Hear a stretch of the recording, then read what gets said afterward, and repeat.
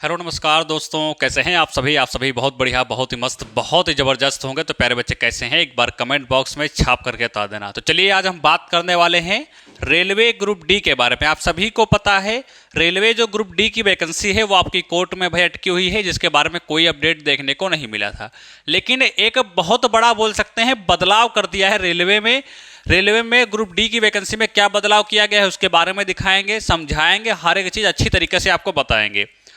सभी के लिए भाई कह सकते हैं कि ये दुख की खबर है या जो बोल सकते हैं खुशखबरी है। भाई ये डिसाइड आप ही लोग करना कि ये आपके लिए अच्छी खबर है या आपके लिए बेकार खबर है। कितनों दिनों बाद आपको देखने को कुछ ना कुछ रेलवे ग्रुप डी के बाद मिला है, यानी जब से कोर्ट केस हुआ है उसके बाद कुछ तो देखने को नहीं मिला है। लेकिन अब रेलवे ग्रुप डी में भाई कोई कहीं ना कहीं छोटा सा कुछ ना कुछ देखने को मिला। क्या मिला है मैं आपको बताऊंगा, और इसकी एग्जाम डेट क्या हो सकती है मैं उसको भी बताऊंगा। और लगभग ये 100% क्लियर है कि इसकी exam date railway group D की क्या रहेगी। तो आओ चीज़ों को बारी बारी समझते हैं और हर एक चीज़ को अच्छी तरीके से समझेंगे। तो प्यारे बच्चे, यदि रेलवे ग्रुप डी से संबंधित हो या सरकारी वैकेंसी की तैयारी कर रहे हो तो हमारे चैनल को सब्सक्राइब कर लो। यहाँ पर सारी जानकारी आपको देखने को मिल जाएगी, चाहे वैकेंसी से संबंधित हो, और इसके साथ साथ आपकी तैयारी भी बेस्ट तरीके से कराई जाएगी। चलो भाई, तो ये आपका क्या है, तो ये आपका एक बोल सकते हैं क्या है, न्यूज़पेपर है भाई। ठीक है, ये क्या है, तो ये न्यूज़पेपर है जिसमें बताया गया था भाई रेलवे ग्रुप डी के बारे में। अब यहां पर क्या है, यहां पर भाई रेलवे बोर्ड ने लेवल 1 के चतुर्थ आपके जो श्रेणी कर्मचारी जो आपके यानी कि ग्रुप डी की जो वैकेंसी है उसके रिक्त पदों पर भर्ती प्रक्रिया में बदलाव किया है। क्या बदलाव किया है उसके बारे में यहां पर हम आपको बताने वाले हैं। जोनल स्तर पर चयनित उम्मीदवारों के शामिल न होने या त्यागपत्र देने या कर्मचारी की मृत्यु होने, सुने जाना कि क्या क्या कह रहा है। ठीक है, त्यागपत्र देना या बोल सकते हैं आपके चयनित ना होना या मृत्यु होना के बीच में रिक्त हुए जो पद होगा उस पर पैनल नहीं जारी होगा। ठीक है, भारतीय रेलवे स्तर पर लेवल 1 के रिक्त पदों पर होने वाली सीधी भर्ती के अंतर्गत चयनित कर्मचारियों की ही इन पदों पर तैनाती आपकी जो है सुनिश्चित है। यानी कहने का मतलब है जैसे आपने रेलवे ग्रुप डी में क्या है भर्ती आपकी आई, ठीक है, और उस भर्ती में क्या किया आपने, फार्म को अप्लाई किया और उस इसमें भी आपका हो गया और आपका किसी दूसरी वैकेंसी में आपका हो गया। या जैसे मान के चलो कोई व्यक्ति है जो इसका इसमें हो गया और किन्हीं कारणवश उसकी मृत्यु हो गई, उसका पद खाली हो गया। या मान के चलो कि ये वैकेंसी इसमें फार्म को डाला या किन्हीं कारणवश उसने इस वैकेंसी को छोड़ना पड़ा, छोड़ दिया।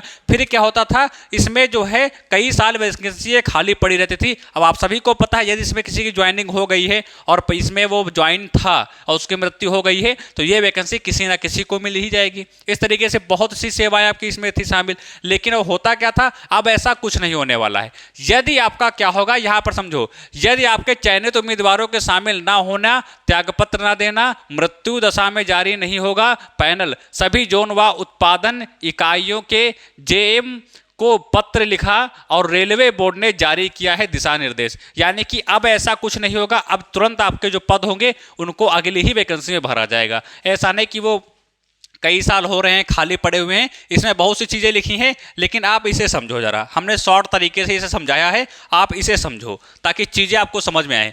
रेलवे ग्रुप डी की हम बात करते हैं, किसकी हम बात करते हैं, रेलवे ग्रुप डी की बात करते हैं। बदला रूल, बहुत से बच्चे या तो ज्वाइन नहीं कर पाते हैं या ज्वाइन करने के बाद कहीं और सेलेक्ट हो जाने से छोड़ देते हैं या फिर किसी की मृत्यु हो जाती है। तो अब तक इनके लिए पैनल बोल सकते हैं बनता था। इनके लिए क्या बनता था, इनके लिए अब तक पैनल बनता था। ठीक है, ये बात समझ में आई, और बनता था। फिर वे काफ़ी लंबे समय के बाद बोल सकते हैं डिसीजन ले पाता था कि वह छोड़ गया है, उम्मीदवार की जगह नई वैकेंसी दी जाएगी या दी जाए या नहीं जाए। मतलब वो डिसाइड नहीं कर पाता कि हम छोड़ गए हैं या नहीं छोड़े, क्या करें क्या नहीं करें, उसी चीज़ के बारे में बताया गया है।